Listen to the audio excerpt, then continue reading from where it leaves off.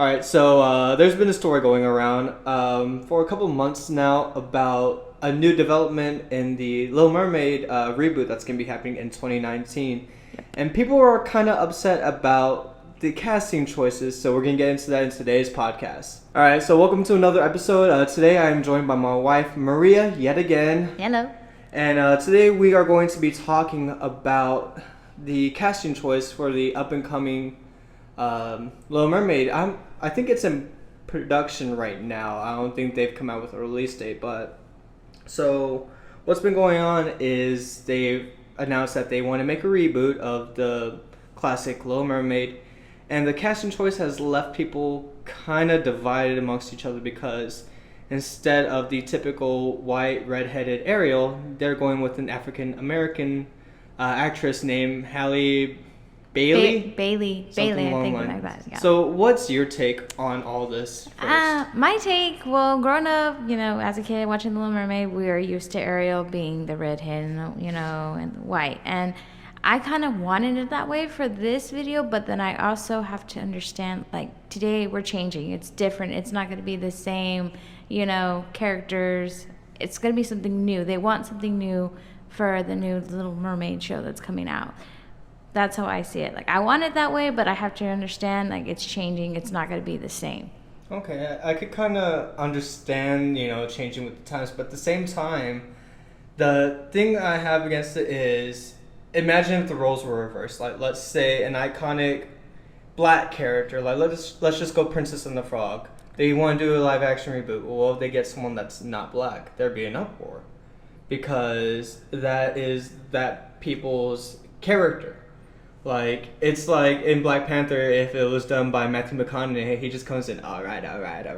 People wouldn't like it, I just feel like it's too much sometimes because, iconically, yes, it is a fictional character, but at the same time, like, it's such an iconic character, it's weird to change. Now, there's been a live-action reboot of Little Mermaid that came out years back.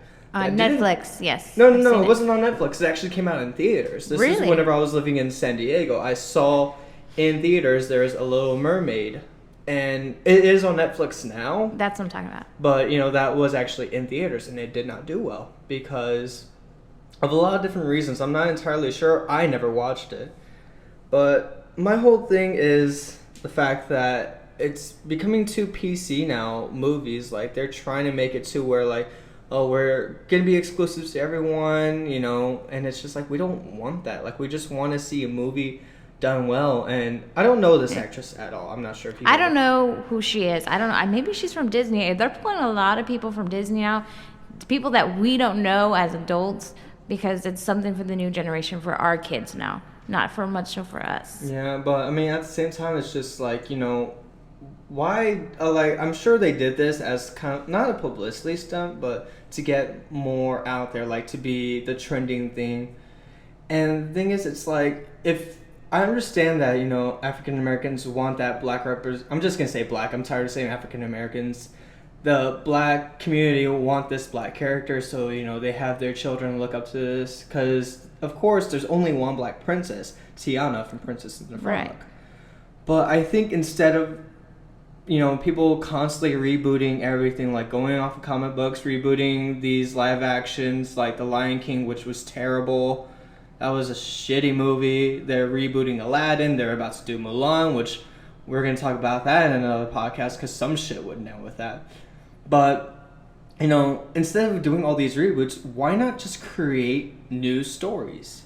And that's the biggest thing. Like, the movie Brave, it was not a reboot of anything. If you're all hearing a dog in the background, we just got a new dog. But it's not a reboot of everything. It's just an original story. Same thing with Frozen. Same thing with Moana, which introduced a Polynesian princess, which was a huge thing. Right. So why can't creators do that?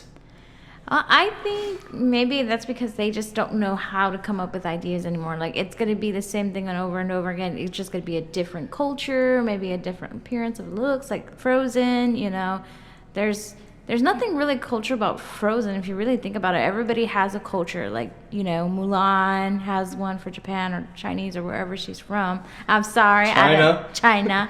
China, okay. And then you got Tiana for the black community. This is what you did for China, that whole thing.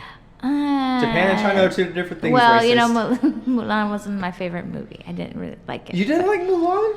Oh. It wasn't my favorite movie. Oh my god, the dog is barking right now. I'm sorry if y'all are hearing this in the background, guys.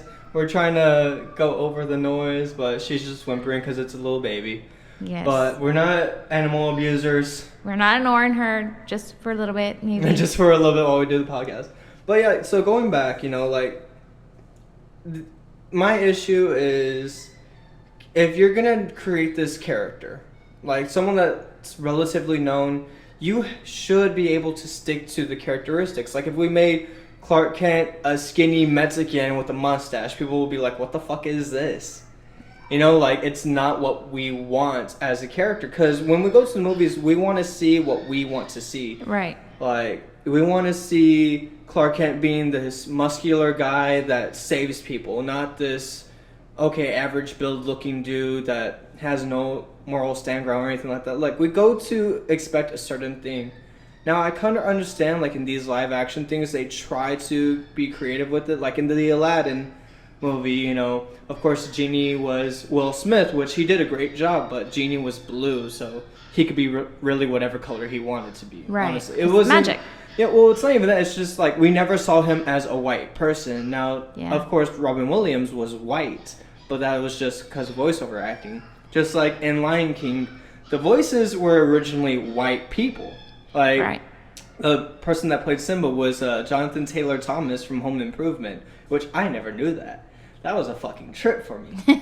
But, of course, in the remake, it's a predominantly black cast. There's a couple of white people, you know, Seth Rogen and the guy that played the lemur, what's his name? Not Simba, or not, Timon. The person that played Timon, I was thinking Timon and Pumbaa, but Simba came to my mind right now. But anyway, like, you gotta go with a character that's, or an actress that's going to make this role even more iconic. And I think that's kind of what they're trying to do. But I mean, people, if you really are not liking this whole thing, just don't go see the movie. Easy as that.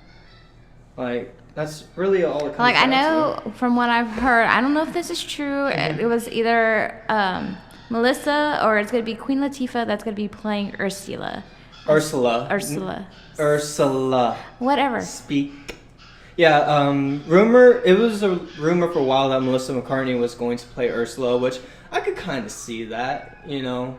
Like, I rather she prefer... has that, like, what's the word, like, she has that type of charisma to play Ursula, you know, like that, oh, I'm a bitch, yes, but I'm terrifying at the same time. I feel like she could portray that fairly well. Yes. But as Queen Latifah, I mean, she's too bright. Every character I've ever seen of Queen Latifah, she's always this bright character. She's always this more optimistic, more lighter character. So to do something like that, it'd be a challenge for her. Yeah. But I don't know. I mean, I just think that's going to be another thing where it's like predominantly black, and it's like we understand, you know, y'all aren't having y'all's representation, but then make the movies. I'm sorry, like Jordan Peele, he's making fucking movies for black community. Like, he's made Us, he's made Get Out.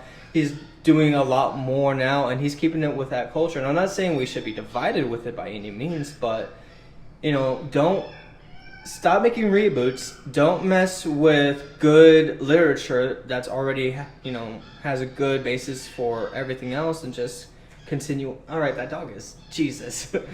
I'm sorry, people, if y'all are hearing the dog in the background. She is going crazy. But I mean, what are your thoughts about everything, though?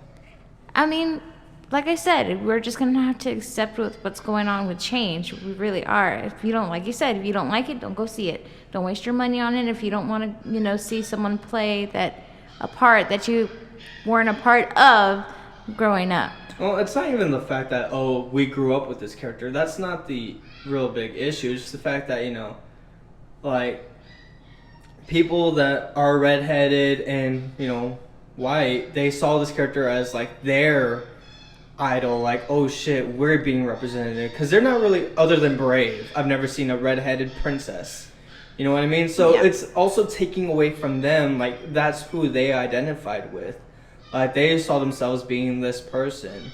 And I've had plenty of friends that said that opinion about it. And of course, you know, we're going to get backlash for talking about this because we are not allowed to have an opinion on it because of our skin color. Right. Like, it's so stupid. Like, you should be able to have an opinion about it, and if you don't like that opinion, oh well. It's freedom of speech. We can say what we want. Well, not really, because, you know, YouTube guidelines, and then people get offended, and then you get on Twitter for saying the wrong thing. I mean, but if you think about it, we're not saying anything really racial. You know what I mean? Yeah, but everything could be construed as racial. Like, there was a... Sure. I'm going to kind of tangent off and then come back, but there was a story that I told you about how a university had made a petition saying that they wanted to change the walk signal from a white character because they were saying, oh, it's a white character that's telling people when to walk, so it's being offensive, it's being like degrading to people of other colors. So they wanted to make all these changes, and people were like, oh yeah, we're on board. Like, they got all these signatures just to turn out that it was a prank, just to show how bad it is that people can get offended off of every little thing.